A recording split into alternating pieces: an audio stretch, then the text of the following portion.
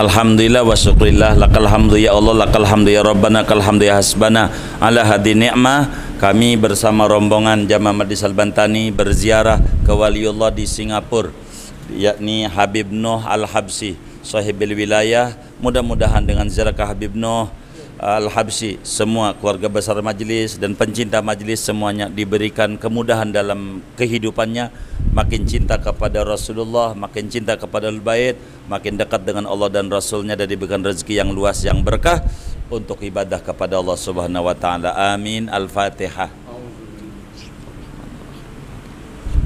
Baca Fatihah yang nonton video ini, yakin hajat Anda Allah kabul dengan karomahnya Habib Noh Al-Habsyi.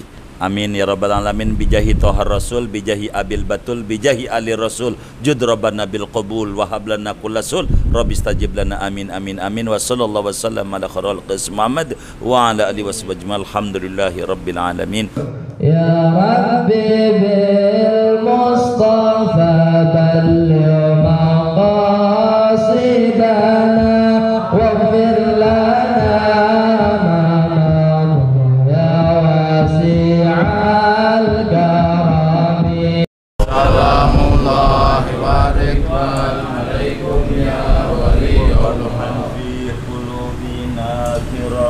ya wali Allah. Salamullahi wa ridwan alaikum ya wali Allah. Ursud alaina rizqan halalan wasi'an min kulli ya. Ursud alaina rizqan halalan wasi'an min kulli ya. Ya Rabbi bil Mustafa balligh maqasidana waghfir lana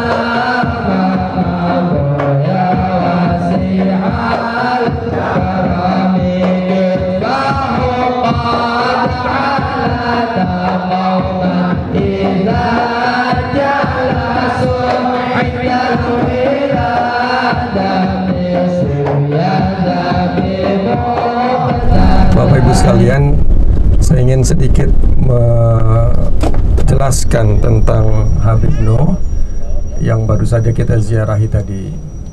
Jadi beliau ini Habib Noh atau lengkapnya Habib Noh bin Muhammad bin Ahmad bin Idrus bin Hadi bin Idrus bin Hadi Al-Habsyi.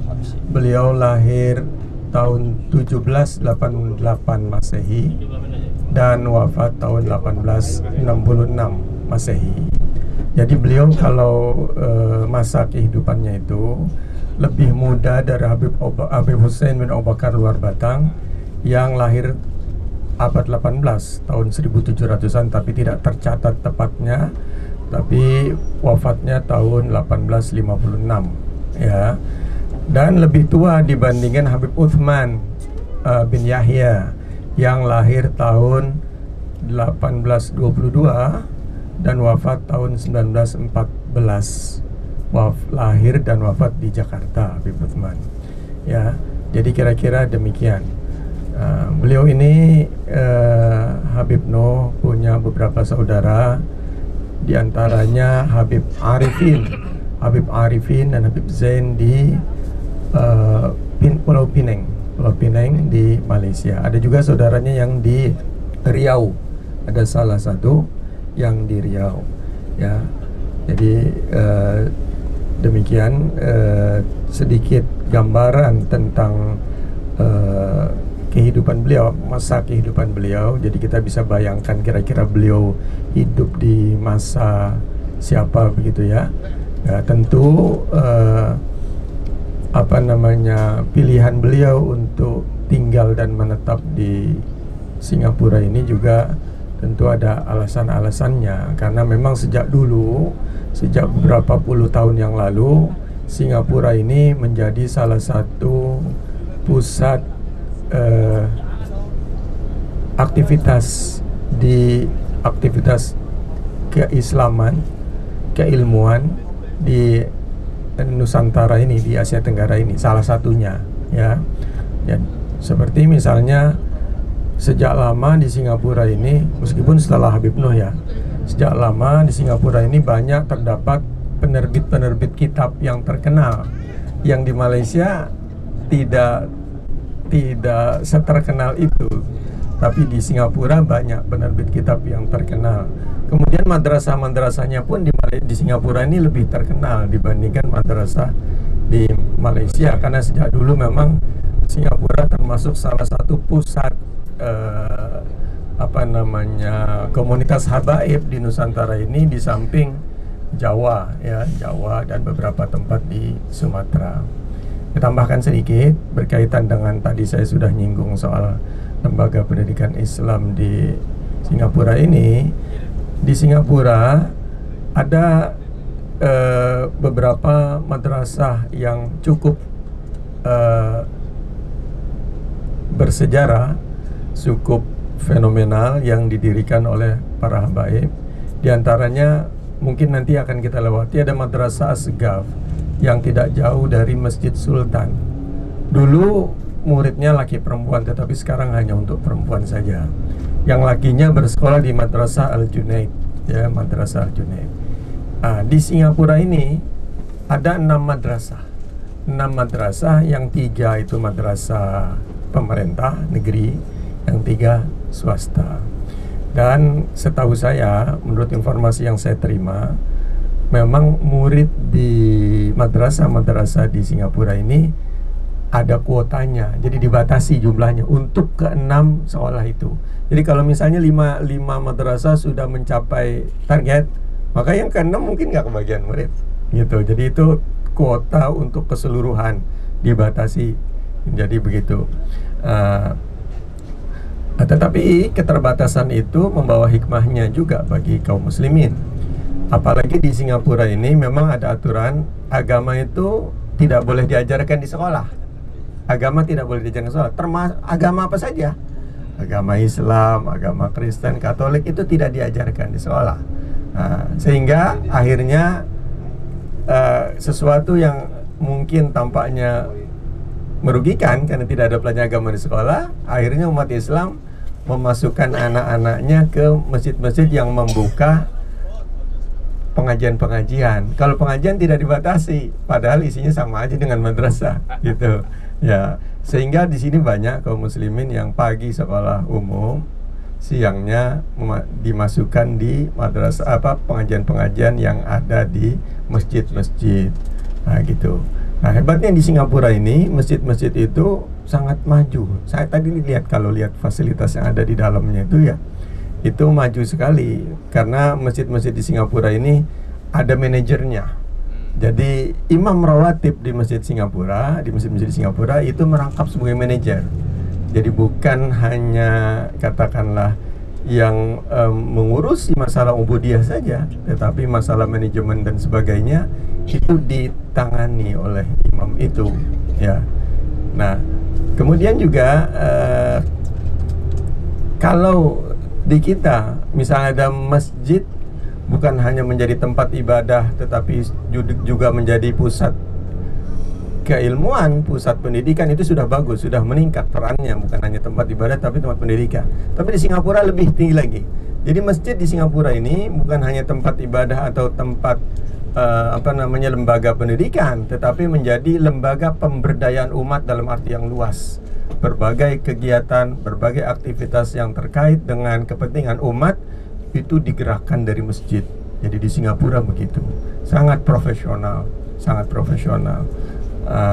Jadi bisa kita lihat itu. Saya beberapa kali buat rombongan kunjungan ke masjid itu, kunjungan resmi, mereka presentasi tentang aktivitas yang ada di masjid-masjid di situ.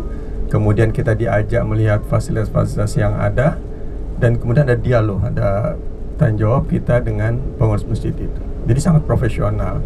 Itulah yang membuat berbagai aktivitas kegiatan keislaman di Singapura dan juga berbagai fasilitas yang dibutuhkan oleh umat Islam di Singapura ini tertata dengan baik, ya. Jadi begitu.